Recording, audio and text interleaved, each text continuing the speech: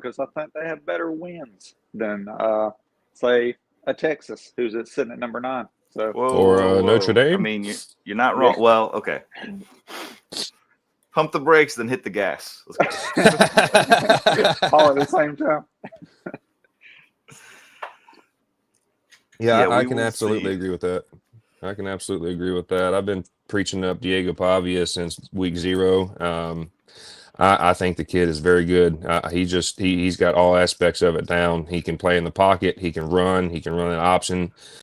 It's deadly when those guys are all firing on all cylinders. It is absolutely going to be a test to our defensive line. They're going to see if we can stretch the field, honestly, from sideline to sideline is what they're going to do to us. And it's going to be a test for sure. Man, I don't know if we've got the speed to keep up with them, but I'm hoping that the coaches put the right players in the right places, that we can at least kind of shut down the run and make them throw the ball. And then I think we'll have a better game. Yeah, I think our pass defense is much better, and our run defense has shown so far. I'm afraid Vanderbilt's going to get theirs this game in the run. I just hope that Alabama can do what they do best, and Ty Simpson has a good game, and they can put up points on the board as well. I think that's going to be their answer for that game today. Yeah, I think I touched on it in the episode that this is going to be one of those games where both these quarterbacks are going to play good football, and I hope that's what we get. Just for, I hope Diego Pavia pays a little bit less good than Ty Simpson, but Yeah. the dude threw 5 touchdowns last week. I mean, he has got the talents to do what he needs to do. But Ty Simpson really showed out last week. He's been showing out all year. I think he's been progressing week to week. I've been preaching on that all year. So if this is his show out game, I would really be happy to see that. I really would. I feel like you can really see his confidence growing. Sorry about that, dude. No, you're good. I agree with that completely. That's exactly what I was going to say. I was going to say every single week with Ty Simpson, we have seen a stronger and stronger quarterback come out of the gate. The relationship that he and Williams have, Ryan Williams, that's something special. I've started putting together, going to make a short, maybe even a longer video or a couple of them about their relationship. But that is one of the ultimate bromances of college football. And I think that that is something very cool.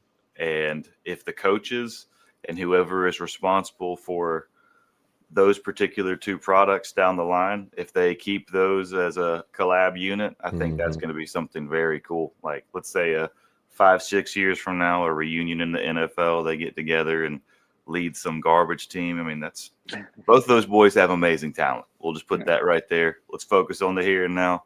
I'm excited to see what they do. We've both been churching up the Vanderbilt quarterback. I don't know if you're so on board or not there, Rista. Brian and I have been churching him up since week 0, but yeah, I think he's good.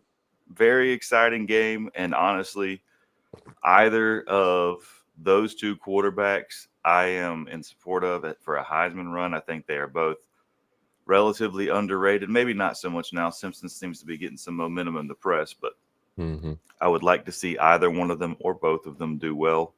And they both got a supporting cast that is outstanding. We just talked about Ryan Williams there. And then Stowers on Vanderbilt playing the tight end routes, came up as a quarterback. He's played receiver. He's played line. I mean, he's played everything. And I think he might have a standout day as well. I think that is going to be a great game, and we're going to see some absolute talent put on the field, and it's going to be fun to watch. Now, on the other token of that, we do have a certain Florida game coming up. And I think I predicted 3 to 5 turnovers there, probably picks on that. It's going to be that'll be an entertaining game as well, but in an entirely different aspect we got going there.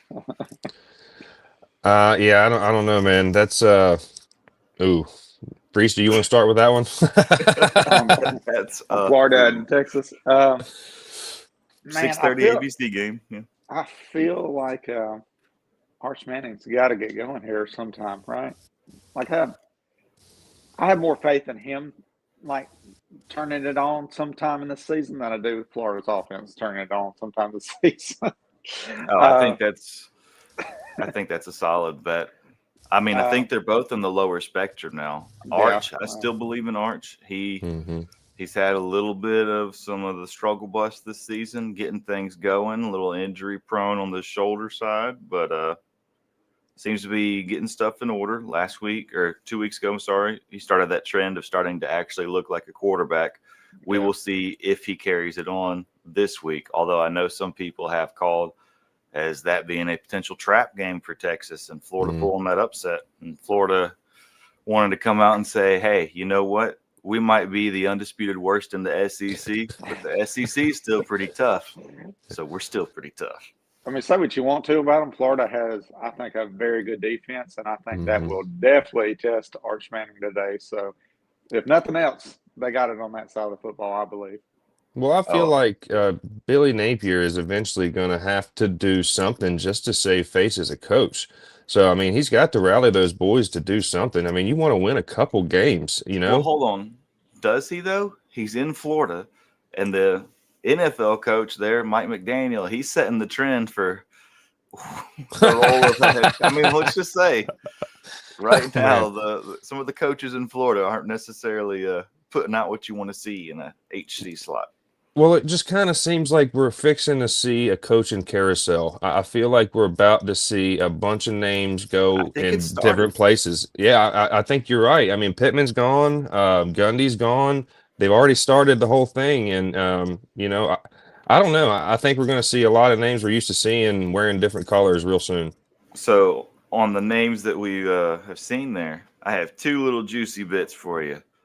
So one, you probably saw a little short going around, relatively viral, them talking to a certain Nick Saban, saying that you want to go back to coaching. And he's like, well, I never thought about it until Miss Terry had me running the sweeper, you know. Funny joke or whatever, but also kind of slowly putting out little nuggets like there's an opening there. Although I think he'll stay on the admin side of the house.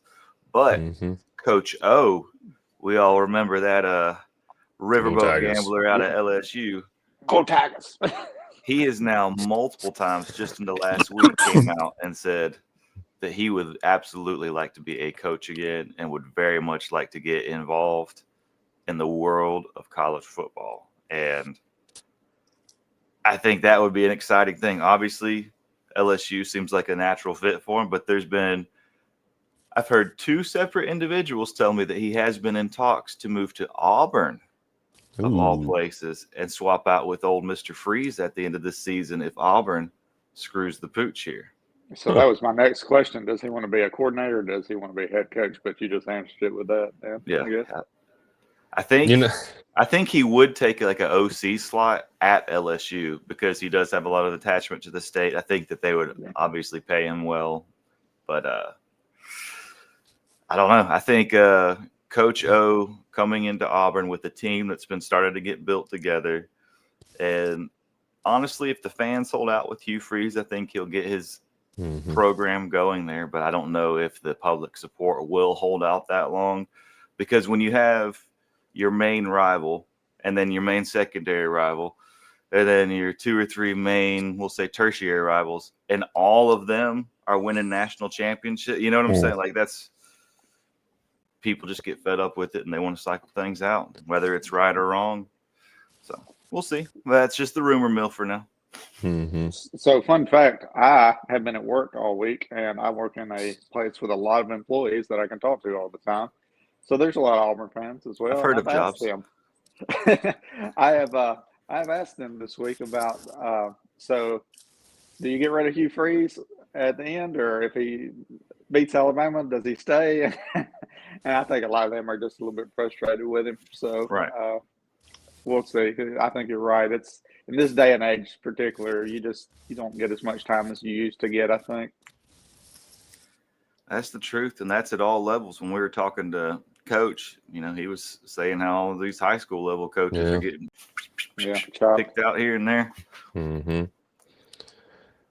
Yeah, I don't know, man. I like Coach O as a character. I'd be interested to see him over there. I think he's got one of the best viral clips. Was when LSU told him that they were going to fire him, and it was whatever $20 million they owed him on his contract, and he said they came up and said, "Hey, Coach, we owe you $20 million, and we're going to pay it to you, but this is the end of the line."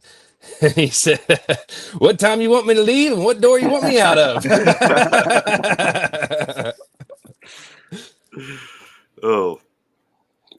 But So, he'll bring life wherever he goes. So I think that'd be a good coach somewhere that needs it.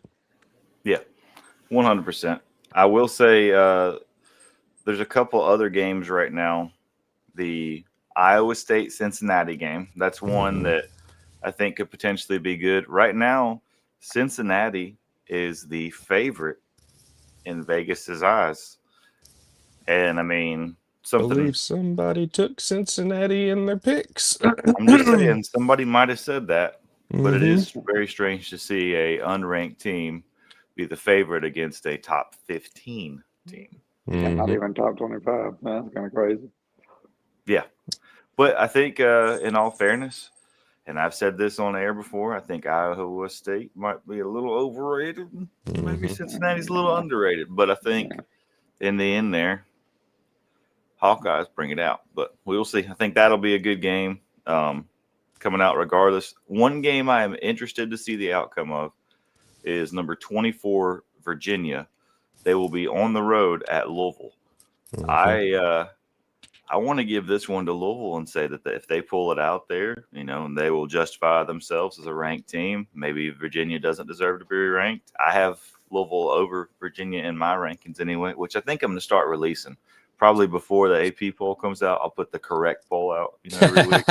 Hey, you totally agree with you on that. It's got to be better than what they put out every week. So, Well, I just think we're going to see a 1-9 Notre Dame maybe, and the talk will be, can Notre Dame make the playoffs? Yeah. And the answer will be no, but they won't hear it. Got to push that narrative. Nah, in all fairness, I think they're a fairly solid team. I just don't think they are the most solid team out there, for sure. No, I like Virginia in the game. I took Virginia in the picks. I think they're playing good football right now. I think that team is definitely coming together. They got a good program.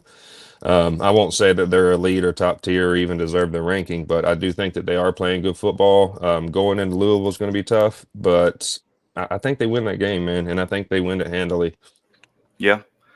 Now, Rista, do you have any contrary opinion to that, or are you on the same page there? I haven't watched them play that much. I mean, of course, they got brought to my team because they beat Florida State. So I can't. I heard about that. Which is a huge win, But as far as what they've done before that, I'm sorry to say I hadn't seen a whole lot of them this season. I got you. Well, there's 2 Texas games today that are kind of foreshadowing, and I'm not talking about the Florida-Texas game because we've already touched on that. I'm talking about number 11, Texas Tech at Houston, and then Mississippi State on the road at Texas A&M. Both of those games are going to be more entertaining than people think they are, and they are both going to show us some stuff. Yeah. Because I've been watching Texas Tech and Houston all season as both underrated candidates, and now the Red Raiders, they're up there. They're almost in the top 10. Houston's still not quite, but they've got votes. They're one of the bubble teams right there, make or break top 25. People are starting to recognize them. So this is either the game that puts Houston on the map and makes Texas Tech look like big old doo-doo butts, or this is the game that says, yeah, Texas Tech deserves to be a top 10 team in Houston. Absolutely. And that same thing, agree. Mississippi State, Texas A&M, we got a Mississippi State team that, I mean, if they win this one, they might be America's team. They got the old man with the cigar talking about getting laid in the celebration, crowd going wild. These are these viral, everyone can get behind and love them type of team things. And that's what America needs right now. So if they come out, they're really strong against the Aggies, that'll be a team you're hearing. But on the other side of that coin, Aggies come out win-handedly. We have the Aggies and the Rebels, I believe, pulling out the measuring tapes, if you know what I mean. Yeah, I agree. I think Texas Tech is playing phenomenal football. Every aspect of that game, from special teams to their running back to their lines, they are playing good. They've got a great quarterback. The dude is slinging the ball. I don't see Houston being able to quite keep up. But I also agree with you about Houston. They're playing good football. I wouldn't say they're elite tier, but I think they have a very good program this year. Mhm. So I think that is going to be a good game. I think that's honestly going to be the better game than we get from Texas A&M and Mississippi State. Even though Mississippi State is playing good football, those boys are playing hard. They just have not got the needle to move in their direction this year. And it's not that they're getting their asses beat because they're going out there and putting up games. But Texas A&M has been finding a way to win this year in closer games and defensive battle games. I mean, look at the game against Auburn. Everybody thought that they were just going to kick them up and down the field, and that's not exactly what happened. So I think you're not, or maybe you are, but I think the majority of people are not giving enough credit to the coaching staff that Texas A&M has. They are really doing a solid job every week, making the adjustments needed to retool their team for that particular matchup. And I think across the board, they are top 5, 10, easily top 5 teams that are making this. Sorry, that are making those adjustments every week. Yeah, no, I absolutely agree with that. Yeah, and that really showed out in the Auburn game. Yeah, I was just about to say the Auburn game really reflected that because we saw 2 separate formations go out there that they haven't had at all the whole time. You saw 3 new plays that they haven't ran. I mean, I like to see that. That's like when you would have the Tom Brady days where before every game, he's learning the other team's secondary wives' names. So he could be out there, part of his snap count is, calling your wife. That'll throw you off guard, right? Deborah. Yeah. Deborah Smith. Deborah Smith. I'll tell you what I like to see about Texas A&M. Mike Elko on the sidelines looks like he means business every game he's out there. Yeah, I will give you that for sure. Which pumped up. If we want to take that quick tangent there, that's something as a child, I think you notice even before you really understand the game is you can see who the camera is putting on there. You know who the coach is of each team, and there is a clear difference in how coaches present themselves, and that absolutely affects how you, the viewer, perceive the team just off of whether this coach is wearing a suit, wearing the Belichick sleeveless hoodie, torn off there or whatever, whether they're in shape, this, that. I mean, it's I think that's something, or whether they're Mike McDaniel and look like they're drunk all the time and can't answer it. That's when you start clapping when your knees twisted around backwards. Like, I don't have to play with them anymore. I get to go home. Yay. It just cost me my career and my leg, but I'm done with these idiots. Yeah, that might actually cost him a lot more than just the season. I don't think he's done. He's a very motivated person, very talented. I think he could rehab it and come back. I don't give a fat rat's ass what you say. If he doesn't retire at the end of this year, I will be thoroughly shocked. There's nothing left in there, and you can be the best damn surgeon in the world. That thing is going to be patched together with duct tape and thread. I just don't see it.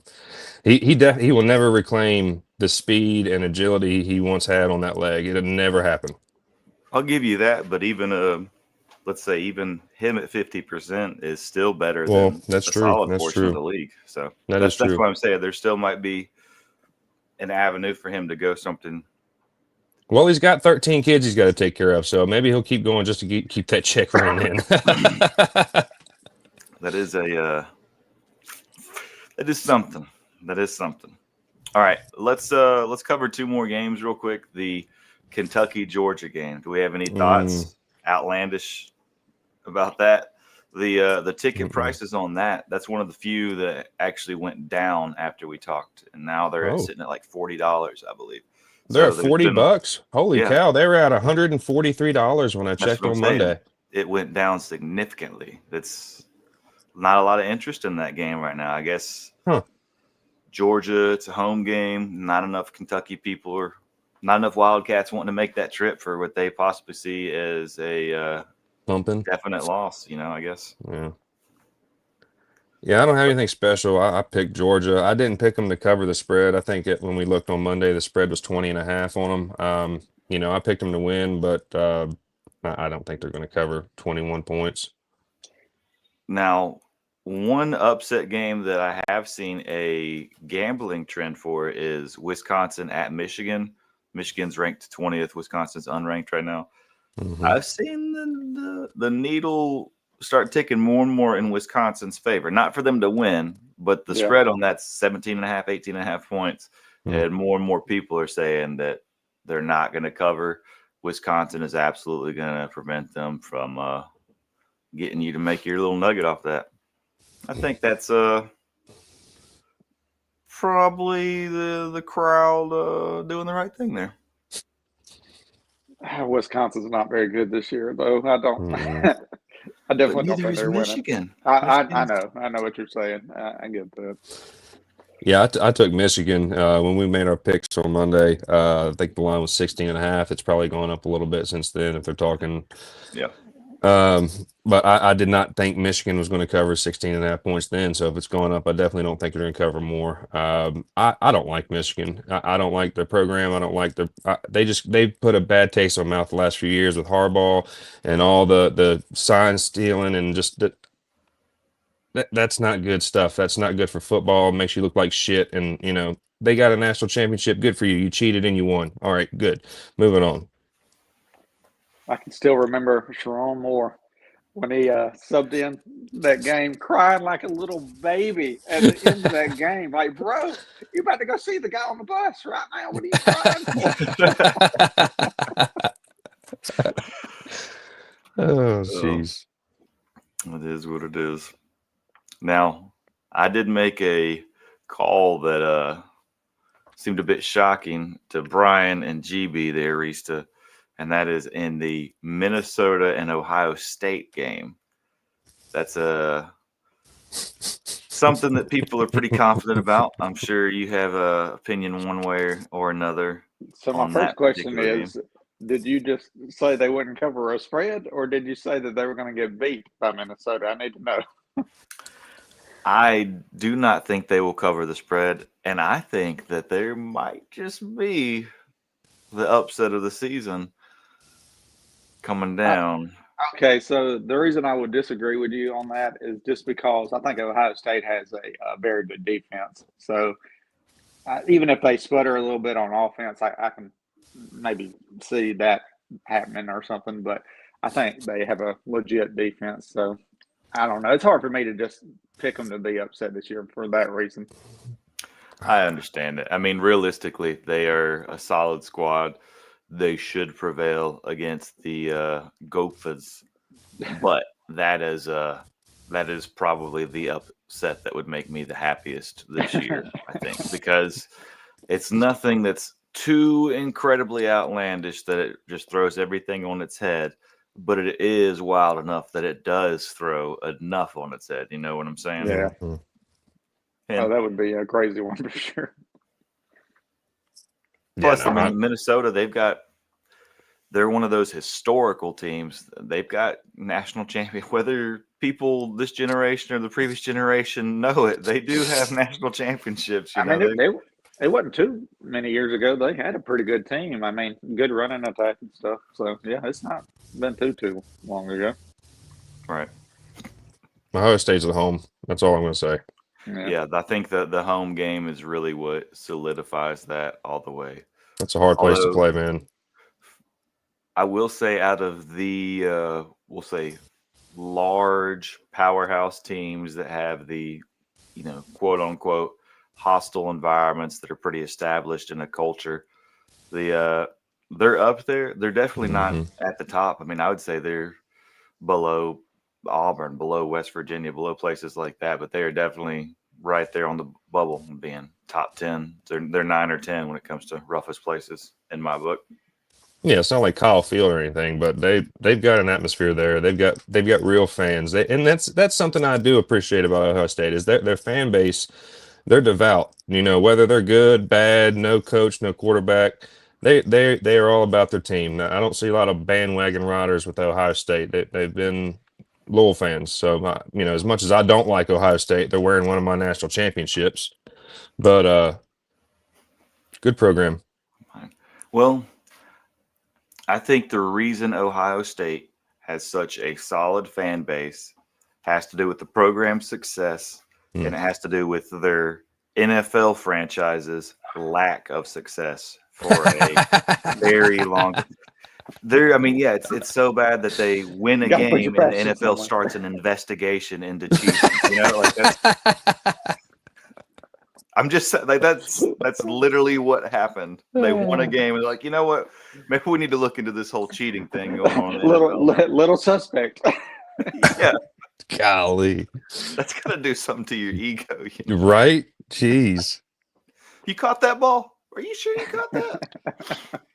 And that's kind of sad too, because you would think with as many good players, college players that come through the state of Ohio, that the professional teams would at least have a little home field advantage, just getting in these guys' ears. Hey, when you're getting drafted, come on over here. I might not take you in the second round, but I'll get you in the third. You would think that the Browns I don't know. It just, like, to your point, the NFL franchises have been a dumpster fire in Ohio for a long time, and they'll have little spurts and stuff like that, but. Yeah, no, I mean, look at Joe B. He just, poor toe. He's done for the year. It is what it is. Yeah. Let's go ahead and put a bow on this, boys. Okay. Let's end it. Let's touch back on the Vanderbilt Alabama game. I just wanted to check the lines on everything and give you the last minute ordeal. It looks like a solid 74% of wagers are being placed in favor of the Alabama Crimson Tide to cover the now 11.5-point spread. Oh, I didn't know. More. Wow. Okay. I like that. Well, I mean, I don't know if I like that because I believe I have Vandy on this one. I would be happy with either one taking it. I'm excited about this game. Make sure you tune in at halftime, folks. We will absolutely be going over this, all the cool stuff that happens. Yeah, but there's definitely a little bit of a revenge element, I might say, going into play for you. We own one. We own one. I see. I want to just, since you said that, I'll say this real quick. I was listening to somebody this week that spends a little bit of time around the team, and that was at the game, the Alabama-Georgia game. And they said once they got in the locker room, they were already talking about this Vanderbilt game next week. So they must have circled it, been pretty focused on it. So we'll see if it, helps them in this. I hope it does, but we'll see. I would think so. I mean, right now it's number 10, number 16 team in the AP poll. It's at Bryant-Denny. I think the edge probably goes to Alabama. Home field all the way there. I don't know. I would love to see that Vandy pull it out. I would love to see the Tide come and roll away with a victory. I am not going to be disappointed either way, and this will be probably the most entertaining game for me to watch, for sure. Same. And I'll say this too about Vanderbilt. Even if they don't win this game today, and I think it'll be a close one, they're still going to punch some other people in the mouth this year. They're going to be upsetting some other what you're used to seeing big name teams win. They're going to beat some of those. So for sure. Well, so after Alabama, they have LSU next week. That's going to be a ringer game. After that, they have Missouri, which some people say is highly overrated, but they're undefeated. They're up there. I think they're 19 now. After Missouri, Texas. After Texas, Auburn. After Auburn, Kentucky. Then we have Tennessee. So Vanderbilt, they are absolutely about to be put through the fire. This is starting it up right now. This is the rough stretch of their schedule.